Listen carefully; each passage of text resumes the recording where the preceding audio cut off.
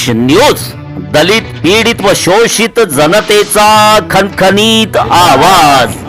नागपूर जिल्ह्यातील महादुला कोराडी येथील विश्वरत्न डॉक्टर बाबासाहेब आंबेडकर चौकामध्ये परभणी येथील संविधान प्रतिमेच्या विटंबनाच्या निषेधार्थ काँग्रेस पक्षातर्फे तीव्र निषेध आंदोलन करण्यात आले। या प्रसंगी काँग्रेसचे नेते माजी नगरसेवक रत्नदीप रंगारी, माजी सभापती सचिन मानवटकर यांच्या नेतृत्वामध्ये भाजप महायुती सरकार व मनुवादी माथेफिरू समाजकंटकाचा निषेध करीत घोषणाबाजी करण्यात आली। काँग्रेस नेते रत्नदीप रंगारी, सचिन मानवटकर यांनी कोराडीचे ठाणेदार प्रवीण पांडे यांना निवेदन देऊन परभणी येथील घटनेतील माथेफिरू समाजकंटकास फाशी देण्याची मागणी करण्यात आली।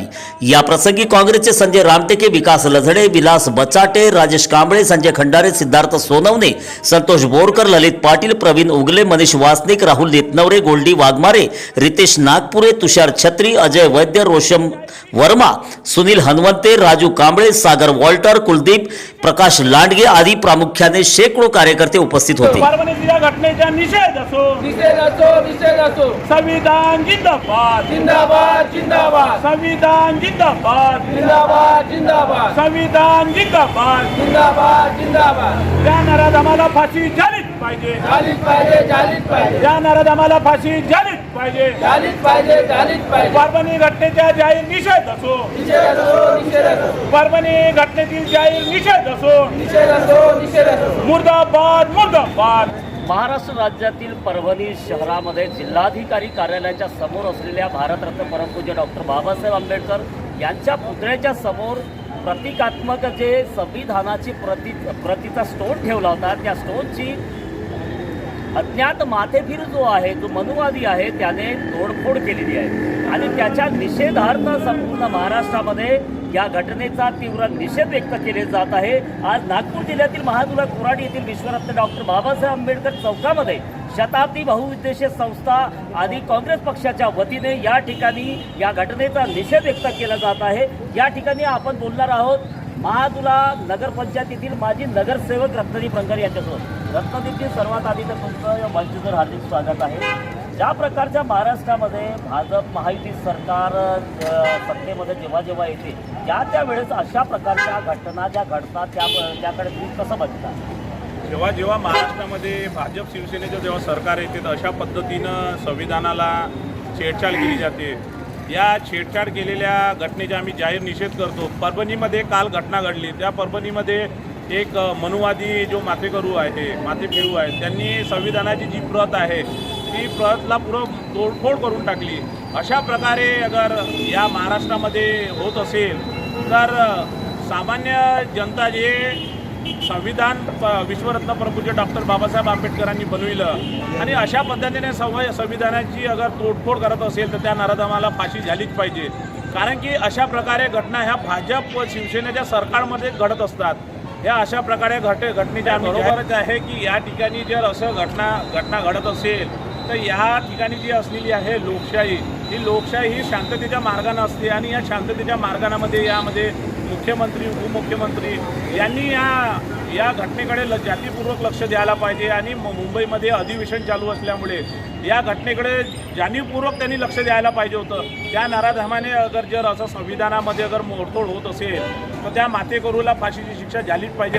असा कायदा आणायलाच हवा। कारण की कसं आहे की या देशामध्ये संविधान आहे ना, संविधानावरच आपला पुरा देश चालतो। अशा पद्धतीनं जर माथेफिरू असे कोणी फिरत असेल जे मनुवादी असतील तर या लोकांना खरंच की एक तर फाशी शिक्षा द्यायला पाहिजे, चांगल्यात चांगली शिक्षा व्हायला पाहिजे आणि एक मसुदा तयार करायला पाहिजे जेणेकरून महाराष्ट्र गव्हर्नमेंटनी याकडे जास्त करून लक्ष द्यायला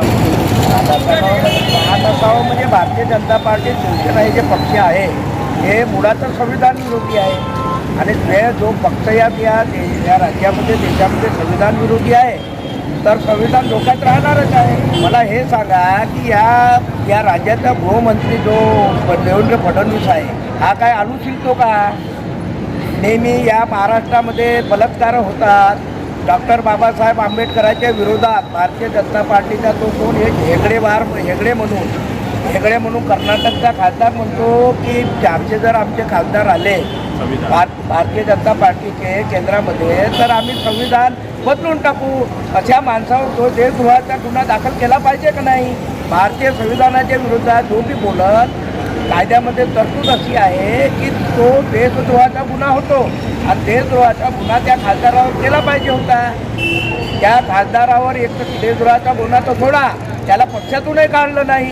अशा पद्धतीचं भारतीय जनता पार्टीची स्थिती आहे. तरी भाजप सरकारचं किंवा भाजप नेत्यांचं संविधान प्रेम हे जे नकली आहे असं वाटतं. ठोकणारे एक नंबरचे घोटाळे भारतीय जनता पार्टीचे लोक, एक नंबरचे घोटाळे. त्यांनी तर केव्हाच राजीनामा द्यायला पाहिजे. बेशरम आहेत ते लोक. एवढ्या जेव्हा घटना झाल्यानंतर गृहमंत्री पद एखादा माणूस ठेवतो म्हणजे किती निषेधाची गोष्ट आहे. करून ज्या माणसाने हे केलेलं आहे त्याचे ते मी तर म्हणतो कपडे काढून मारायला पाहिजे. कपडे काढून मारायला पाहिजे. अशा माणसाला भर चौकामध्ये महाराष्ट्र शासनानं फाशी द्यायला पाहिजे. एखादा माणूस बाबासाहेब डॉक्टर बाबासाहेब आंबेडकर हे आमचं दलिताचं दैवत आहे. आम्ही त्यांना देवापेक्षा मोठं मानाल. परवा बावनकुळे साहेबांसाठी आंबेडकरवादी तथाकथित आंबेडकरवाद्यांचा ग्रुप निवडणुकीमध्ये प्रचारासाठी उतरला होता. मात्र तिथे बाबासाहेब आंबेडकर महापुरुषांचा किंवा संविधानाचा अपमान होतो तेव्हा हा आंबेडकरी समाजवादाचा ग्रुप तिथे झोपला. हे काय म्हणून राहिलो ते आंबेडकरवादी कुठे आले? ते दलाल आहेत. हे हेगडेवारवादी आहेत, RSSवादी आहेत आणि एक नंबरचे कॉन्ट्रॅक्टर आहेत. हे सर्व हरामखोरं पोरायले इथं ठेके पाहिजे. त्या नगरपंचायत किती खाऊन ठेवली नगरपंचायत. माल इथं कोणा लावतात बावनकुळेचे, कोणाले चीफ इंजिनियरला. याला इन्क्वायरी द्या, त्याला इन्क्वायरी द्या. हे धंदे करासाठी पैसे खावासाठी निवड ते तथाकथित आंबेडकरवादी आहेत. हे काय कुठले आंबेडकरवादी? हे हेगडेवारवादी आहेत. यांना समाजाशी काही घेणदेण नाही, प्रेम नाही. हे फालतूचे लोक आहेत. घटना जर घडत असतील तर हे फुले शाहू आंबेडकरी चळवळीला आणि त्याचबरोबर महाराष्ट्राला हे खात्री आहे. या घटनेला घेऊन शनी कुठेतरी हिवाळी अधिवेशनामध्ये असा कडक कायदा आला पाहिजे जेणेकरून असे जे कोणी मातेपुरू जे कोणी समाजकंटक आहे त्यांच्याकडनं अशा प्रकारच्या जर घटना घडत असतील तर अशांवर कडक कायदेशीर कारवाई झालीच पाहिजे. तोपर्यंत आपण बघत राहा वर्षी चॅनल. मी सुनील साळवे, मुख्य संपादक थेट विश्वरत्न डॉक्टर बाबासाहेब आंबेडकर चौक महादुला परिसरातून. जास्त लाईक करा, शेअर करा आणि आमचं यूट्यूब चॅनल सबस्क्राईब करा. धन्यवाद.